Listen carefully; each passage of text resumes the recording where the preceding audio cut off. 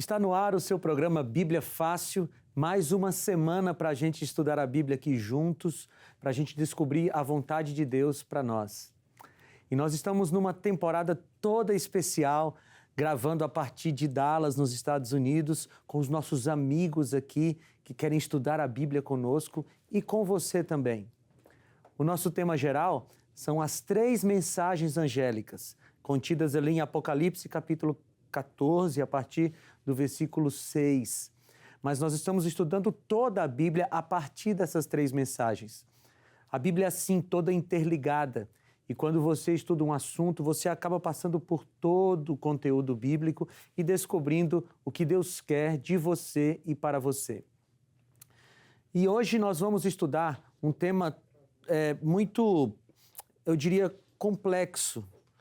Mas não apenas complexo, é um tema importante e profundo, porque ele vai talvez tocar em pontos delicados das suas crenças.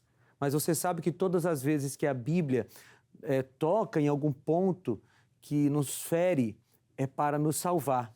Mas antes da gente entrar nesse tema, eu gostaria de pedir para você divulgar o nosso canal do YouTube, é youtube.com/Bíblia Fácil. Copia lá o link, você que gosta desse programa, manda para alguém no grupo da sua família aí, para que eles possam conhecer também o programa. E eu quero também mandar para sua casa esse guia de estudos da Bíblia, A Cura do Pecado. Ele foi lançado há pouco tempo aqui na Novo Tempo e aqui tem uma mescla das profecias de Daniel e Apocalipse. Vai ajudar você a compreender melhor esses 2 livros da Bíblia que são tão fundamentais. Aqui para você olhar mais de perto, esse guia de estudos pode ser seu sem que você tenha que pagar absolutamente nada. Por quê? Porque os Anjos da Esperança já pagaram esse material. A produção, a impressão e o envio para sua casa. Inclusive aqui nos Estados Unidos, em Dallas, eu encontrei Anjos da Esperança. Gente que mora aqui, mas que ajuda a Novo Tempo no Brasil para que a gente possa continuar produzindo esses materiais. Então, se você quer pedir, é só entrar nesse site, novotempo.com/escola bíblica. novotempo.com/escola bíblica. Lá você vai encontrar a imagem desse guia de estudos, clica nela, preenche o seu formulário e aí clica lá embaixo para enviar e é só aguardar que chega na sua casa. Ou você pode mandar uma mensagem para esse WhatsApp que está aparecendo aqui e nós vamos enviar para você as instruções de como preencher o seu formulário para que você possa pedir o guia de estudos. Vai para a sua casa sem custos para que você possa conhecer melhor a palavra de Deus. E eu quero mais uma vez dar boas-vindas aqui para os nossos amigos. Estamos juntos há 8 semanas, certo, diretora? 8 semanas juntos aqui estudando cada um dos pontos das 3 mensagens angélicas. E o nosso tema de hoje é o vinho da Babilônia. Nós estamos na 2ª mensagem angélica. Semana passada nós estudamos a respeito da Babilônia, a identidade da Babilônia. E agora nós vamos ver o que é esse vinho, que ela serve para os movimentos apóstatas. Mas para a gente estudar esse tema, vamos pedir a presença de Deus entre nós. Vamos orar. Senhor Deus, nós vamos abrir a Tua palavra agora e pedimos que o Senhor nos ilumine para que nós possamos entender aquilo que o Senhor quer que nós entendamos.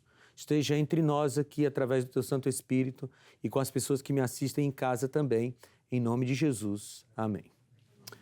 O vinho da Babilônia. Vamos ler as mensagens angélicas? As 3 mensagens em Apocalipse, capítulo 14, a partir do versículo 6, nós vamos ler aqui na tela. Diz assim: Vi outro anjo voando pelo meio do céu, tendo um evangelho eterno para pregar aos que habitam na terra, a cada tribo, nação, tribo, língua e povo, dizendo com voz forte: temam a Deus e deem glória a Ele, pois é chegada a hora em que Ele vai julgar, e adorem aquele que fez o céu, a terra, o mar e as fontes das águas. Seguiu-se outro anjo, o segundo, dizendo: Caiu, caiu a grande Babilônia, que fez com que todas as nações bebessem o vinho do furor da sua prostituição. Seguiu-se a estes outro anjo, o terceiro, dizendo com voz forte: Se alguém adora a besta e a sua imagem, e recebe a sua marca na testa ou na mão, também esse beberá do vinho do furor de Deus, preparado sem mistura no cálice da sua ira, e será atormentado com fogo e enxofre, diante dos santos anjos e na presença do Cordeiro. A fumaça do seu tormento sobe para todo sempre, e os adoradores da besta e da sua imagem, e quem quer que receba a marca do nome da besta, não tem descanso algum, nem de dia, nem de noite. Aqui está a perseverança dos santos, os que guardam os mandamentos de Deus e a fé em Jesus. Essas são as 3 mensagens e hoje nós vamos nos concentrar em uma palavra ou uma expressão da segunda mensagem angélica. Nós vamos descobrir o que é o vinho dessa prostituição. O que é esse vinho? O que significa esse vinho? E o que ele representa efetivamente para as religiões, para a questão bíblica? Bem, o que seria o vinho da Babilônia? O vinho, ele sempre está atrelado na Bíblia à questão da prostituição. Então, quando no Apocalipse, especialmente, se fala de vinho, o vinho da Babilônia, está atrelado a essa noção de prostituição espiritual. Vamos tentar entender melhor isso. Olha o que diz Jeremias 25:15. Olha como há essa ligação muito forte. Jeremias diz assim: porque assim me disse o Senhor, o Deus de Israel, pegue o cálice do vinho do meu furor, que está em minha mão, e faça com que bebam todas as nações às quais eu o enviar.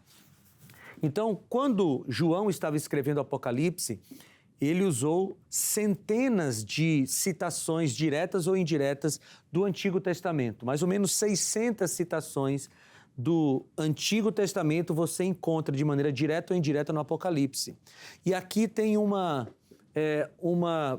simbologia que a gente encontra em Jeremias. O vinho como alguma coisa que é servido para as nações. No caso aqui, era Deus quem estava servindo um vinho do seu furor.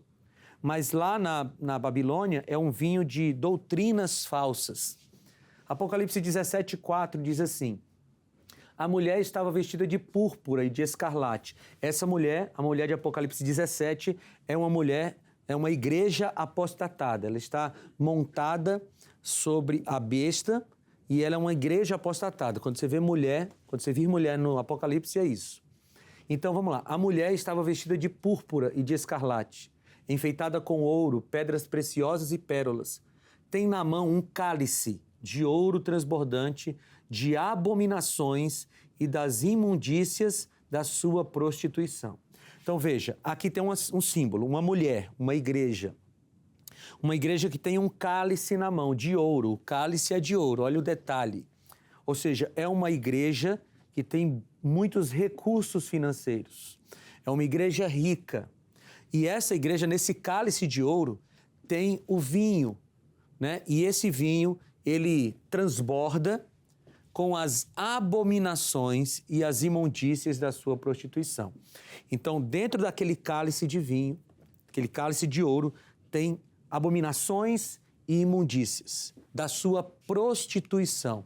E o que é essa prostituição? Prostituição é uma linguagem apocalíptica para um relacionamento extraconjugal da igreja. E aí a gente lembra de um símbolo muito forte no Apocalipse e na Bíblia como um todo. É a igreja como sendo a noiva e Jesus como sendo o noivo. Paulo trata disso em Efésios, João trata muito disso no Apocalipse, essa imagem da igreja de Deus sendo a noiva e de Jesus sendo o noivo. Quando uma noiva ou uma esposa deixa de se relacionar com seu noivo ou com seu esposo e se relaciona com outro homem, na Bíblia isso é chamado de prostituição. Então aqui nós estamos falando de uma igreja que deveria se relacionar com o seu noivo, mas se relaciona com outros tipos de deuses ou outros tipos de doutrinas, está cometendo uma prostituição espiritual. Então, para ficar claro, a Igreja Católica, que nós vimos que é a Babilônia, nós vimos na semana passada, né? A Igreja Católica Apostólica Romana, que é a Babilônia, ela deveria se relacionar com Cristo, sendo o noivo. mas ela deixou a palavra de Deus de lado e ela se prostituiu. E mais do que isso, ela pega esse vinho dessa prostituição e serve para as suas filhas. É o que a segunda mensagem diz. Sobre Jerusalém, olha o que Ezequiel 16:15 fala sobre Jerusalém, só para a gente marcar bem essa questão da prostituição espiritual. Mas você confiou em sua beleza e sua fama fez com que você se prostituísse e você se ofereceu a todos os que passavam para ser deles. Essa é uma profecia, uma advertência de Ezequiel contra Jerusalém, porque Jerusalém estava apostatada, né? Estava longe de Deus. Só para a gente perceber que realmente essa é uma linguagem bíblica. Quando um povo que deveria se relacionar com Deus se relaciona com outros deuses, está cometendo prostituição espiritual. Portanto, o vinho da Babilônia são as doutrinas não bíblicas que a Babilônia serve para as pessoas. Ok? Então, todas as vezes que a Babilônia distorce uma doutrina bíblica, ela está cometendo essa prostituição, está servindo esse vinho. Okay? Então, nós já descobrimos o que é o vinho da Babilônia. O vinho são doutrinas não bíblicas. Mas eu quero aqui passar com vocês algumas dessas doutrinas não bíblicas que a Babilônia está servindo para as suas filhas, para as igrejas que não são bíblicas ou que não seguem a Bíblia, que estão por aí. Vamos lá. A primeira, talvez a mais conhecida, talvez a mais antiga, é a imortalidade da alma. Essa ideia de que a alma é eterna, que a alma não morre, ela não foi criada pela Igreja Católica. Essa é uma ideia que vem desde o Éden. Vocês lembram? Nós vamos ver o texto que a serpente que estava ali possuída por Satanás disse: certamente vocês não morrerão. Então a ideia de uma alma que não morre vem desde daquela tentação lá no Éden. A filosofia grega pegou isso com muita força, especialmente em Platão. Aquela história do mundo das ideias e do mundo sensível, o mundo físico. E a Igreja Católica ali no começo da Idade Média, com Agostinho, né, Santo Agostinho, cristianiza essa ideia e aí serve para as nações. Então, essa imortalidade da alma é um vinho que a Babilônia está servindo. Qual seria a descrição desse vinho? Seria o seguinte: quando uma pessoa morre, sua alma vai para o céu, para o inferno ou para o purgatório. Isso é o que a Igreja Católica ensina. Você foi muito bem, você fez as boas ações e tal, pagou as penitências, teve envolvimento com a igreja, quando você morre, você vai direto para o céu.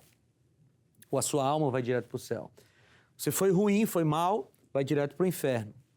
E você foi mais ou menos, você pode pagar um tempo de penitências no purgatório e depois a sua alma pode ir para o céu. É isso que esse vinho da Babilônia fala.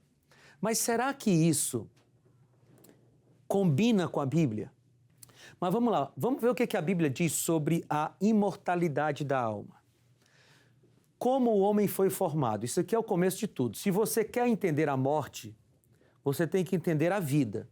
Se você quer entender o que acontece com o homem quando morre, você tem que entender como ele foi feito, como é que ele passou a viver. E Gênesis capítulo 2, versículo 7 diz assim: então formou o Senhor Deus ao homem do pó da terra e lhe soprou nas narinas o fôlego de vida e o homem passou a ser alma vivente. Aqui é uma conta de matemática. Quando Deus foi formar o homem, ele pegou o pó da terra mais fôlego de vida e o resultado disso foi uma alma vivente. Então, o pó da terra é o barro que Deus usou para fazer aquele primeiro boneco. Depois, ele sopra o fôlego de vida. E fôlego de vida foi o que nós recebemos de Deus. Isso aqui é importante a gente marcar. Porque o que sai de nós quando nós morremos? Segundo a Bíblia, sai de nós o que nós recebemos de Deus. E nós não recebemos de Deus uma alma inteligente. Nós recebemos de Deus fôlego, respiração. E o que sai de nós quando a gente morre é a respiração. Então, quando tem pó da terra mais respiração, nós passamos a ser. Você viu aqui o verbo? Ser uma alma vivente. Quem tem medo de alma não pode viver no planeta Terra, porque no planeta Terra tem hoje mais ou menos 7 bilhões de almas. Porque para a Bíblia, uma pessoa é uma alma vivente. E quando ela morre, ela deixa de ser alma vivente. Ela é uma alma morta. Ok? Então, quando nós somos criados assim, fôlego de vida mais pó da terra. Gênesis 2, 16 e 17 diz assim: E o Senhor Deus ordenou ao homem: coma livremente de qualquer árvore do jardim, mas não coma da árvore do conhecimento do bem e do mal, porque no dia em que dela comer, certamente você morrerá.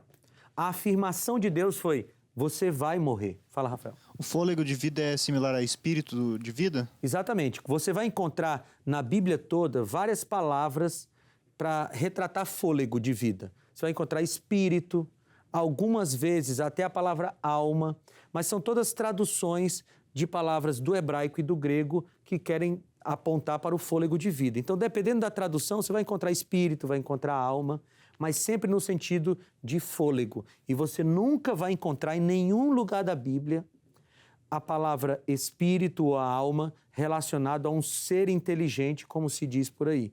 Alguma coisa que sai de dentro de nós e pode se relacionar, pode falar, pode sentir, pode se vingar. Você nunca vai encontrar isso na Bíblia. Mas a palavra fôlego de vida é encontrada em outros locais, como espírito e alma, sim. Muito bem. Aqui, ó, Deus disse que as pessoas morreriam. Isso foi a afirmação de Deus. Aí o que Satanás diz logo em seguida quando ele vai tentar? Disse a serpente à mulher: certamente não morrerão. Então o pecado inicial foi basicamente desacreditar da palavra de Deus. Porque Deus disse: vocês vão morrer. E a serpente disse: você não vai morrer. Satanás disse. Essa aqui foi a primeira mentira que Satanás contou e que se espalhou até hoje. Até hoje, existem pessoas crendo que a alma não morre.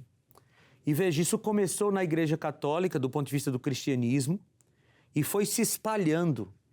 Na metade do século XIX, surge o espiritismo moderno, com as irmãs Fox, aqui nos Estados Unidos. Né?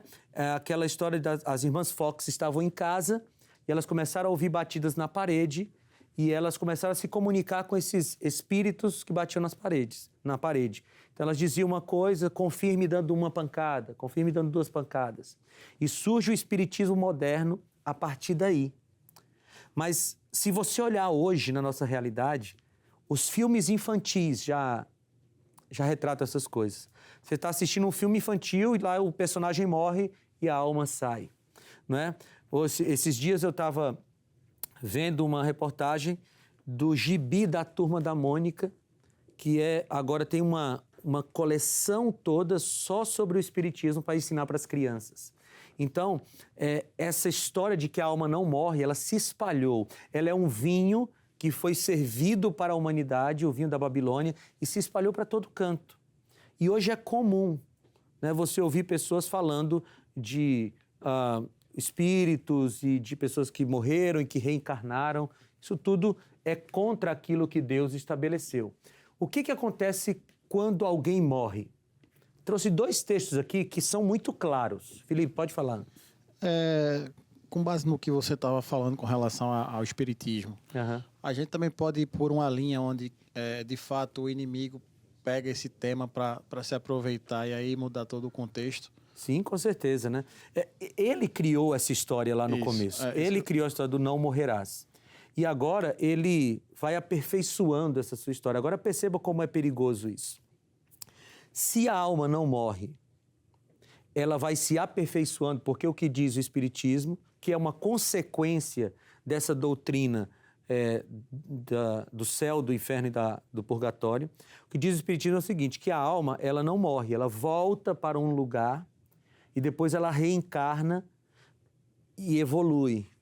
E ela reencarna e evolui. E ela vai evoluindo até chegar num ponto em que ela encontra o seu ponto máximo. As religiões diversas chamam isso por diversos nomes, né? Por exemplo, as religiões orientais chamam de nirvana, que é o ponto máximo do seu, da evolução da alma. Agora veja, se a alma ela vai evoluindo por si só até chegar num ponto que ela não precisa mais evoluir, está na perfeição, quem foi que saiu da jogada aí na questão da salvação? Jesus. Você não precisa de Jesus se a alma não morre, porque o próprio sistema de encarnação e reencarnação daria conta de aperfeiçoar a alma humana. Você vê que Satanás sempre quis, o objetivo dele sempre foi tomar o lugar de Cristo. A gente vê isso em Isaías 14, Ezequiel 28. Como ele não conseguiu tomar o lugar de Cristo, o que ele fez? Ele tenta tirar Cristo das suas funções. E o Espiritismo, ele faz exatamente isso. Ele tira Jesus da jogada para colocar uma alma que evolui por si mesmo. Por isso que é perigoso esse negócio.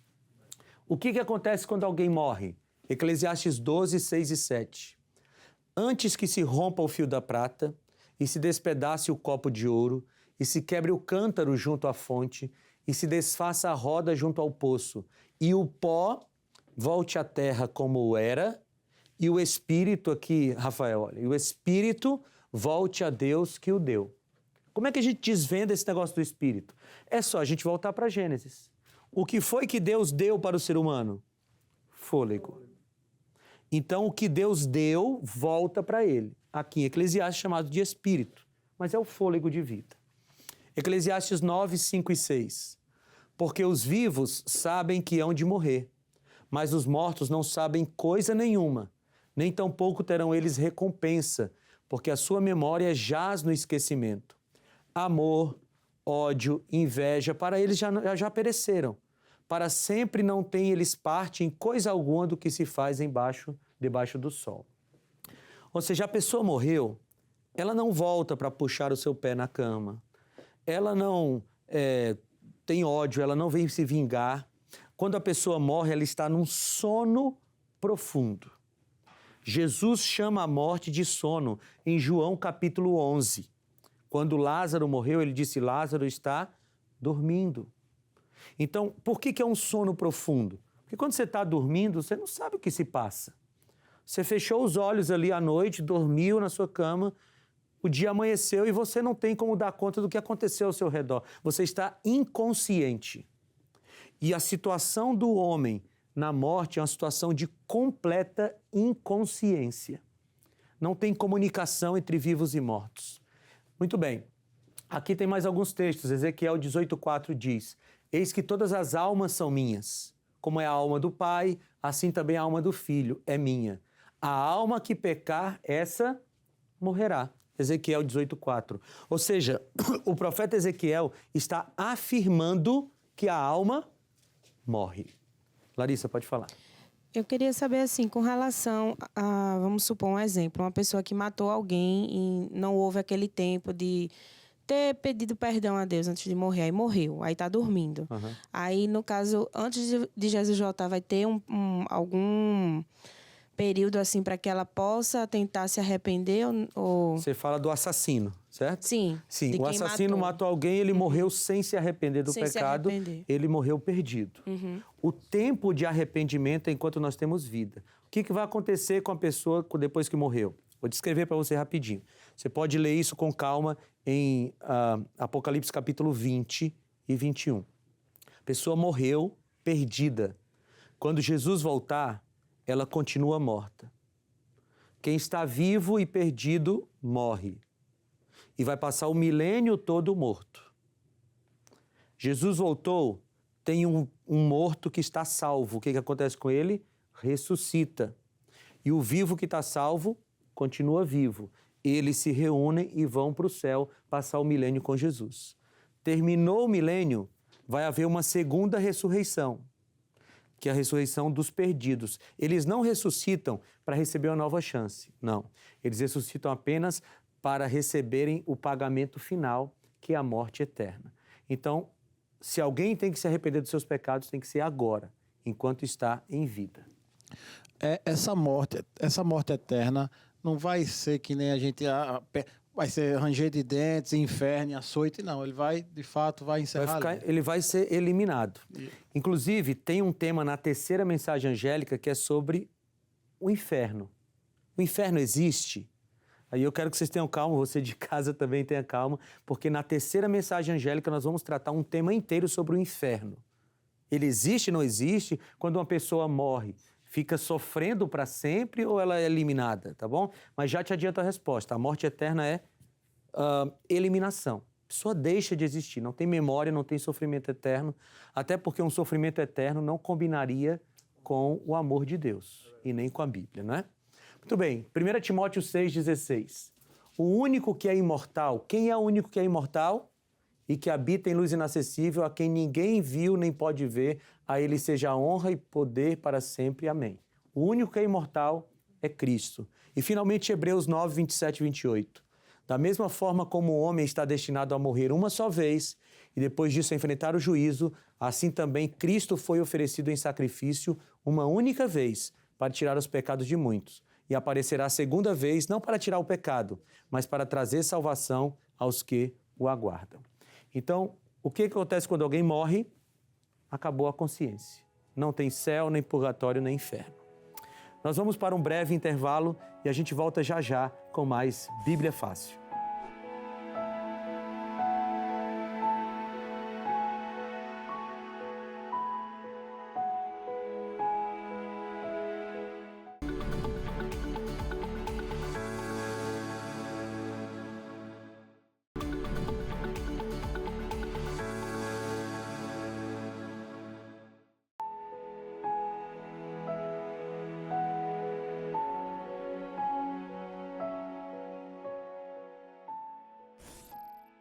Estamos de volta com o seu Bíblia Fácil, estamos aqui conversando sobre temas muito importantes e esses temas podem ser aprofundados por você.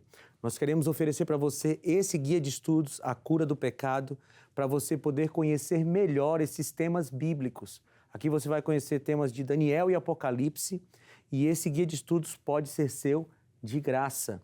É só você mandar um recado, ou melhor, você entrar no site novotempo.com/bibliafácil.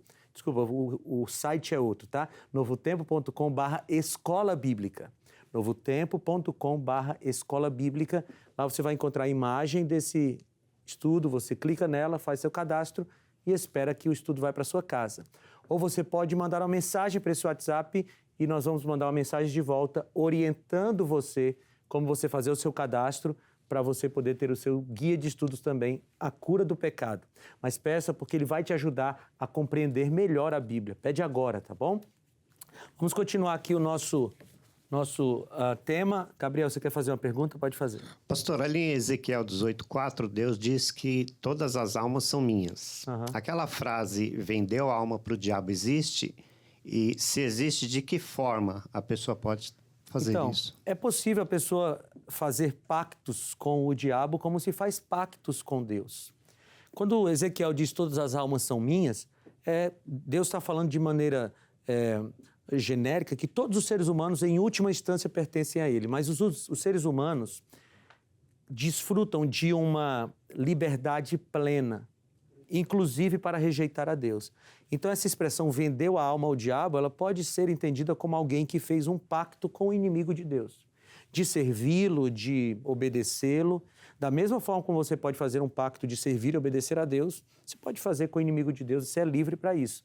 E nesse sentido, eu acho que serve essa frase, vendeu a alma ao diabo, né? Muito bem. Olha aqui alguns outros textos sobre essa questão da morte. Em João 6:54, diz assim: todo que come a minha carne e bebe o meu sangue tem a vida eterna e eu o ressuscitarei no último dia. Ora, se a pessoa já foi para o céu, por que precisa de ressurreição? Não é? João 5, 28 e 29 fala também de ressurreição, de duas ressurreições. Não fiquem admirados com isso, pois está chegando a hora em que todos os que estiverem nos túmulos ouvirão a sua voz e sairão. Os que fizerem o bem ressuscitarão para a vida, e os que fizerem o mal ressuscitarão para ser condenados. Eu quero dar um exemplo aqui para a gente fechar esse assunto da questão do estado do homem na morte. Se tem alguém que iria para o céu quando morresse, se isso fosse uma realidade bíblica, seria Lázaro. Lázaro era amigo de Jesus. Lázaro morreu e 4 dias depois Jesus chegou para ressuscitá-lo. Agora imagine uma situação hipotética. Lázaro morreu e foi para o céu, como alguns pregam por aí. Aí Lázaro está lá no céu há 4 dias já. Aí ele começa a escutar uma voz, Lázaro, Lázaro, e ele começa a procurar e o anjo diz, não, Lázaro, não é daqui não, é Jesus lá na terra te chamando de volta. Veja, que amigo, né? Lázaro estaria no céu. E aí Jesus diz, não, você vai voltar para a terra agora. Eu acho que Lázaro diz assim, Senhor, eu não volto nem a pau, Senhor. Não volto, está muito bom aqui no céu. Você imagina que não tem lógica isso, né? Se Lázaro já estivesse no céu, Jesus deixaria ele lá. Mas Jesus o ressuscitou. Então Lázaro estava no túmulo inconsciente, ele devolve a vida. Rafael. Na verdade é uma pergunta que eu acho que eu já até sei a resposta, mas talvez alguém possa ter essa dúvida também. O que se passou com Lázaro, já que cabe ao homem morrer uma única vez, sendo que ele morreu, se ele ressuscitou, ele não poderia morrer de novo. O que se passou com ele até o fim da vida? Aquele texto de cabe ao homem morrer uma única vez e depois ele vai para o juízo, ele está falando de dois tipos de morte que tem na Bíblia. A gente até leu aqui, né? Você tem uma ressurreição da vida e uma ressurreição da condenação. Então, algumas pessoas morrerão 2, algumas pessoas morrerão 3 vezes. Por exemplo, a filha de Jairo, lembra da história? Ela foi ressuscitada por Jesus. Só que um dia ela envelheceu e morreu de novo. A primeira morte, ok? Depois, se ela morreu salva, ela não morrerá a segunda morte, que é a morte eterna. No caso de Lázaro, ele estava morto, a primeira morte. Deus devolveu a vida, mas devolveu qual vida para ele? A vida de pecador. Então ele continuou sendo um homem mortal. Ele envelheceu e morreu de novo. Se morreu salvo, ele vai ressuscitar e vai para o céu com Jesus. Se morreu perdido, depois do milênio, ele vai ressuscitar para receber o pagamento. Ressuscitarão para serem condenados. Então ele ressuscitou como um pecador ainda, então mortal, e ele morreu depois em algum momento no futuro. A gente não sabe exatamente quando. Aproveitando essa linha de raciocínio, até minha esposa aqui questionou, e Elias? Elias não morreu. Elias não morreu. E onde ele se encontra hoje? Então, você tem 2 pessoas que a Bíblia descreve que não passaram pela morte, 2 seres humanos, Enoque e Elias. E Enoque está no céu. Aonde? Não sei. Né? Não sei, mas ele está lá. Jesus deve ter dado um lugar bem especial para ele, porque Elias não passou pela morte. A Bíblia diz que ele foi levado em um redemoinho, em uma carruagem de fogo. Né? Então, ele... Inclusive, quando Jesus estava sofrendo no jardim, aparece para ele Moisés e Elias, né? Representando os 2 grupos de salvos. Os salvos que nunca passarão pela morte, Elias representava, e os salvos que passarão pela morte e ressuscitarão, que foi o caso de Moisés. Então, Elias está no céu. Aonde, eu não sei, mas a gente vai encontrar com ele e a gente pergunta para ele quando a gente salvar. Rafael. Então quer dizer que Moisés foi ressuscitado em algum momento? Lá em Êxodo diz que ele morreu, né? Números descreve a morte dele em cima do Monte Nebo. E depois, lá em Judas, diz que Satanás estava disputando o corpo de Moisés com Jesus. Sim. Bem, por que eles queriam disputar um corpo morto? Satanás para mantê-lo morto e Jesus para ressuscitá-lo. E por que a gente tem certeza da ressurreição? Porque nós vimos aqui no contexto geral da Bíblia que não existe comunicação entre vivos e mortos. Então Moisés só poderia estar lá se ele tivesse sido ressuscitado. Senão o próprio Jesus estaria contradizendo tudo o que a Bíblia fala sobre o estado do homem na morte. Então a gente entende que ele foi ressuscitado. Muito bem, a gente gastou aqui um tempão falando desse vinho da Babilônia, né? Um outro vinho da Babilônia, o domingo como dia santo. Nós já tivemos aqui há 1 ou 2 semanas um estudo completo sobre o sábado, né? Um estudo bem amplo sobre o sábado. Não foi completo, tem mais textos bíblicos, mas estudo bem amplo sobre o sábado. Mas o domingo como dia santo é um vinho da Babilônia. E a descrição é: Jesus teria mudado o dia de guarda do sábado para o domingo. É isso que A Igreja Católica serve para as diversas religiões. E você vai ver isso sendo reproduzido por muitas religiões evangélicas, que a Bíblia chama de filhas da Babilônia. Muito bem. Êxodo 20, de 8 a 11, fala qual é o dia de guarda. Nós já lemos isso, né? O 4º mandamento da lei de Deus, que fala sobre o sábado. E aqui eu coloquei na tela todas as passagens da Bíblia que falam sobre o domingo. Na verdade, a Bíblia chama de primeiro dia da semana, não de domingo. Você tem Mateus 28, 1, Marcos 16, 1, 2 e 9, Lucas 24, 1, João 20, 1 e 19, Atos 20, 7 e 8, 1 Coríntios 16, 1 e 2. Todas as passagens da Bíblia que falam sobre o domingo estão aqui. E nenhuma delas diz para guardar o domingo. Nenhuma. Você pode ler também aí de casa. Faz um print da tela aí e guarda esses textos para você ler todos eles aí com calma. Você vai perceber que nenhum deles tem uma ordem de guardar o domingo. Nenhum. Ora, pense comigo. Se Jesus fosse mudar o mandamento que ele mesmo escreveu com o seu dedo, será que ele não teria deixado bem claro isso? Ora, o sábado é um dos 10 mandamentos. Imagine que Jesus queria mudar esse mandamento. Ele teria que ter deixado isso bem claro, mas pelo contrário, quando ele esteve aqui, ele confirmou o sábado, ao frequentar a sinagoga aos sábados, ao dizer que ele era o Senhor do sábado, ao fazer uma cura no sábado, depois os discípulos guardam o sábado, os apóstolos guardam o sábado. Você não tem nenhuma ordem na Bíblia para mudar o sábado. Eu tinha um amigo que gostava de fazer conferências públicas e ele dizia assim: aqui está a chave do meu carro. Se você me mostrar um versículo na Bíblia claro que diga o sábado mudou para o domingo, eu te dou meu carro. E ele fazia isso porque ele sabia que não existe esse texto na Bíblia. Amigo, se você não guarda o sábado, guarda o domingo, você está fazendo alguma coisa que a Bíblia não autoriza. Porque você não vai encontrar nenhum texto na Bíblia que fale sobre isso. Mas muito bem, como é que isso mudou? Como foi que aconteceu essa mudança do sábado para o domingo? Foi uma mudança gradual. Em primeiro momento, os judeus não queriam ser identificados como judeus. Ou melhor, as pessoas do Império Romano não queriam ser identificadas com os judeus, porque eles eram perseguidos no Império Romano. Então essas pessoas começaram a desprezar o sábado e guardar um dia que era um dia de festa, o dia do sol no Império Romano. E aos poucos isso foi sendo aculturado e acabou mudando. Olha aqui o que diz esse livro, História Eclesiástica, na página 22.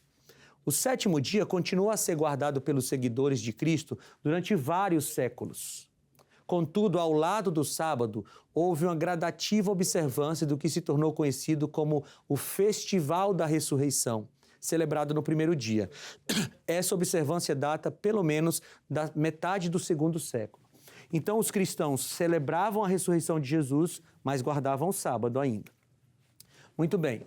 Só que no 4º século, e aqui está no livro História dos Concílios da Igreja, no 4º século, no concílio de Laodiceia, decretou a observância do domingo como dia sagrado. Então veja, Jesus falou do sábado enquanto ele estava na terra e confirmou o sábado. Paulo também tal. No 1º século. 300 anos depois, no 4º século, é que a Igreja Católica diz que o domingo é o dia sagrado. Então, quem guarda o domingo não está obedecendo à Bíblia, está obedecendo à Igreja Católica. É isso que a gente vê ao longo da história. Olha esse diálogo com o catecismo católico.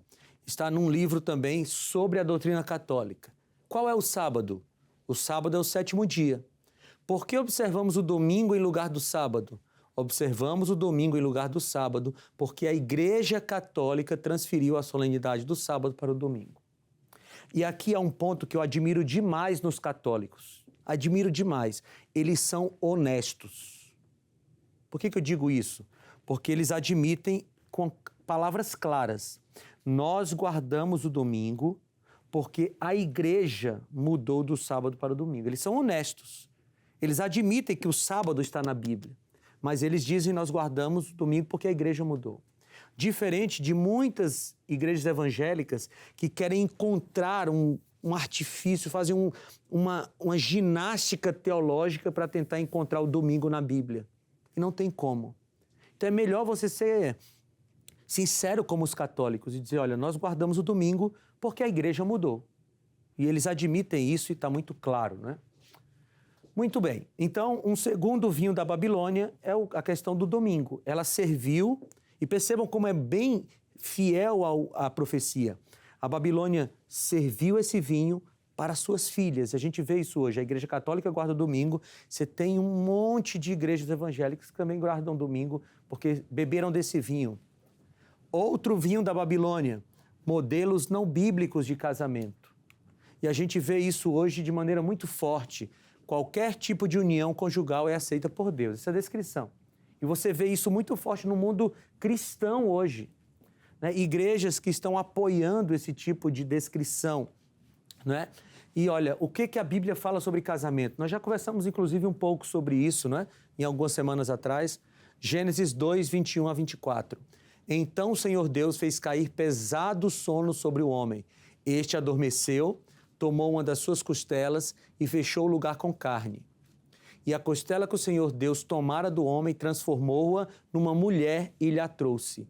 E disse o homem, esta afinal é osso dos meus ossos e carne da minha carne. Chamar-se-á varoa, porquanto do varão foi tomada. Por isso, olha a ordem de Deus. Deixa o homem pai e mãe e se une à sua mulher, tornando-se os dois uma só carne. Então aqui está o modelo de Deus. Um homem, uma mulher, quando se unem em matrimônio, eles podem exercer as suas funções sexuais, eles podem ter relações sexuais, tornando-se uma só carne. Essa é a expressão bíblica para o ato sexual. Então aqui está o modelo de Deus. Qualquer modelo que se afastar desse é vinho da Babilônia, e a gente está vendo por aí esse vinho sendo servido a toda hora. Jesus confirma isso, olha, Marcos 10, 5 a 9. Mas Jesus lhes disse, por causa da dureza do vosso coração, ele vos deixou escrito esse mandamento. Porém, desde o princípio da criação, Deus os fez, homem e mulher. Por isso deixará o homem pai e mãe e unir-se-á a sua mulher, e com a sua mulher serão os dois uma só carne. De modo que já não são dois, mas uma só carne. Portanto, o que Deus ajuntou, não separe o homem. Aqui está Jesus confirmando que o modelo familiar de Deus é aquele lá do Éden. Então, quando alguém perguntou para Jesus essa questão do casamento, ele disse, é só você olhar para o Éden. Lá está o modelo de Deus. E Romanos 1, 26 e 27 confirma isso também. Por causa disso, os entregou Deus às paixões infames, porque até as mulheres mudaram o modo natural das suas relações íntimas por outro, contrário à natureza. Semelhantemente, os homens também, deixando o contato natural da mulher, se inflamaram mutuamente em sua sensualidade, cometendo torpeza, homens com homens, e recebendo em si mesmo a merecida punição do seu erro. Então, quando homens com homens se relacionam sexualmente, ou mulher com mulher se relaciona sexualmente, a Bíblia chama isso de erro. É pecado. Deus não admite. Muito bem. Outro vinho da Babilônia, sobre o qual nós já falamos em algum momento, a separação entre fé e obras. Né? Essa história de que o que importa é o que é espiritual e aquilo que é físico não importa. Expliquei para vocês em algumas semanas passadas que isso não é cristianismo, isso é platonismo. Quem acha que fé e obra se separam não entende, não compreende a Bíblia. E vamos aqui para alguns textos, tá? A descrição desse vinho seria: o que importa é a graça de Deus. Isso não tem nada a ver com a lei.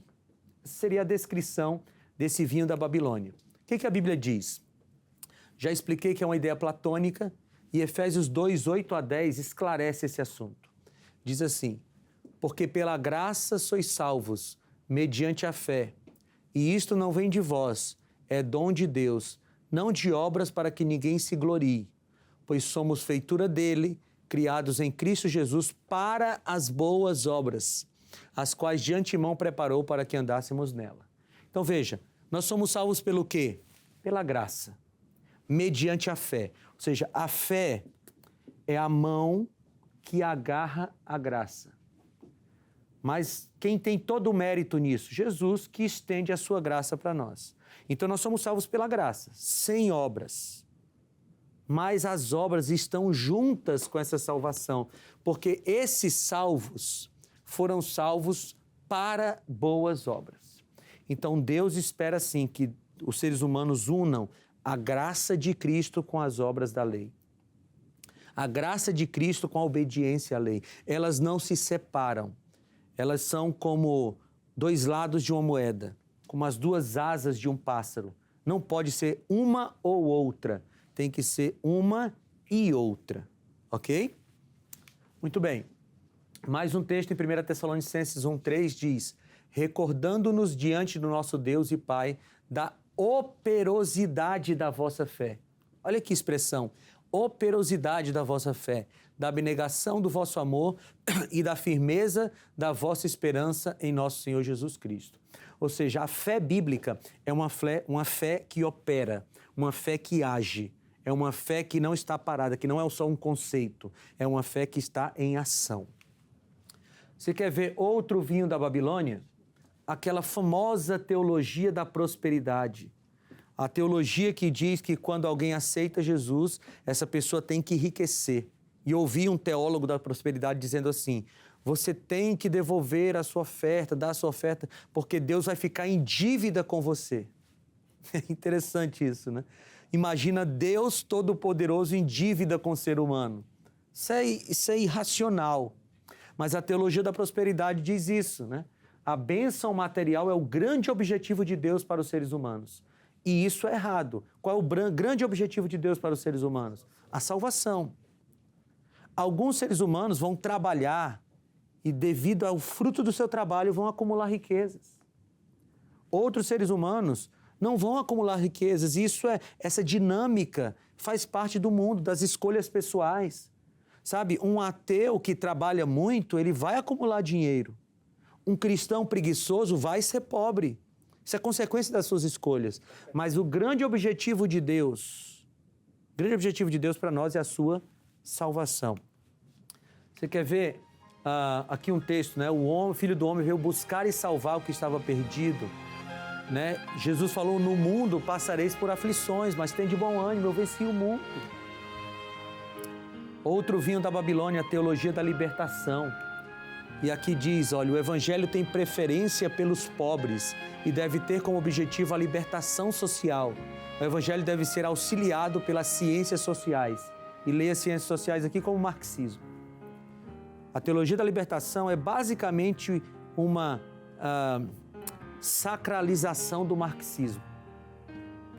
E segundo eles, que o objetivo do Evangelho é a libertação social, a revolução aqui na Terra. E isso não está certo. Jesus falou que o Filho do Homem veio buscar e salvar o perdido. Não importa se esse perdido é pobre, rico, não importa. Deus não tem preferência pelos pobres. Deus tem preferência por salvar seres humanos, independente da conta bancária.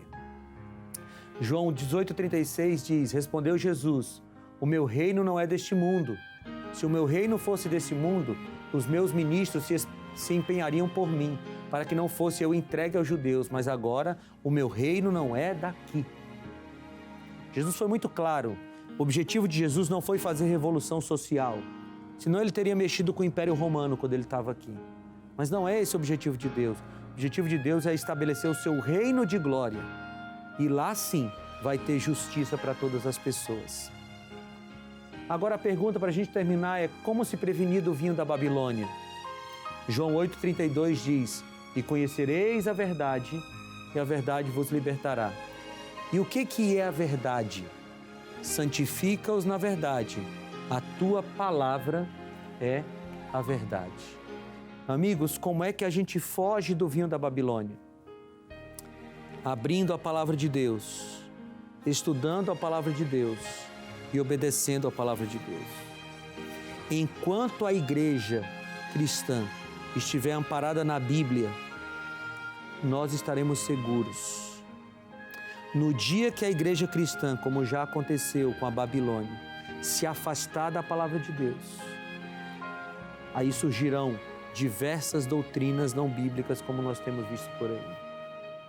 Como é que você, que está me assistindo de casa, pode se prevenir dessas doutrinas falsas que eu mencionei aqui e de tantas outras? Como?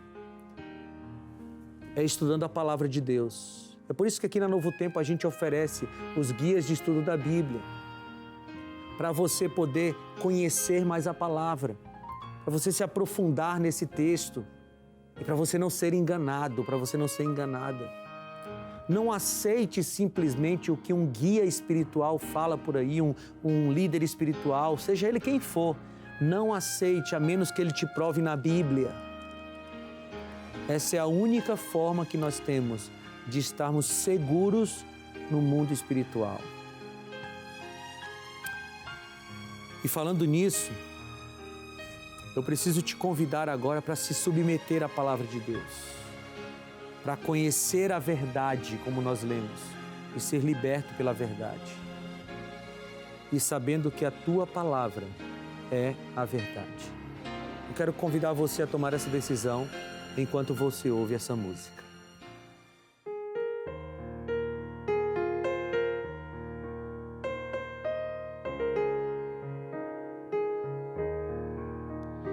Ao dormir, sonhei com o céu. Oh, que lindo sonho foi! Parecia ser tão real. Oh, que lindo! Eu andava tão feliz por caminhos de Oremafim. Anjos mil cantavam assim, aleluia. Mas então eu vi meu Jesus, suas mãos eu pude tocar, no seu colo pude sentar e o abraçar. De repente ouvi um plim-plim, era o meu despertador, pois a noite tivera fim e eu nem notara. Fiquei triste ao acordar e notar que apenas sonhei. Minha Bíblia então eu peguei e chorei. Mas eu sei que o tempo há de vir e no céu estarei com Jesus. No seu colo irei sentar e o abraçar. No seu colo irei sentar e o abraçar. Jesus.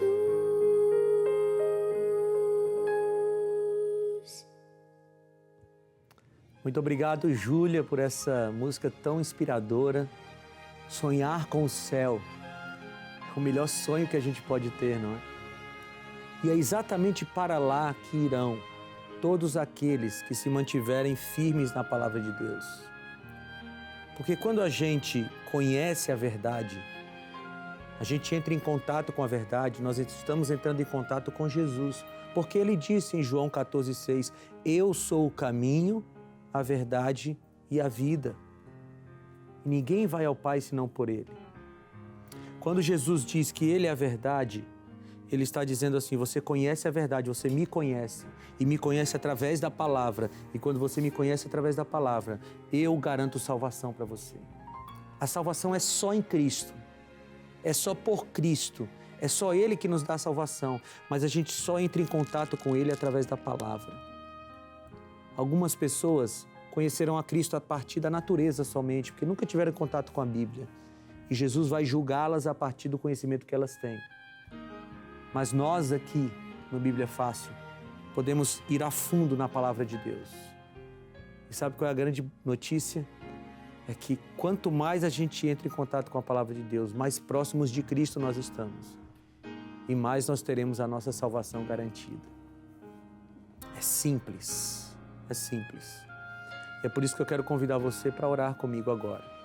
Orar para que Jesus nos mantenha ao lado dele, conhecendo e recebendo a salvação. Ore comigo. Senhor Deus, muito obrigado. Obrigado porque a Tua palavra nos garante que contigo nós não temos como nos perder. E nós nos entregamos a Ti para fugir do vinho da Babilônia e para ficar sempre com a água pura dos Teus ensinos.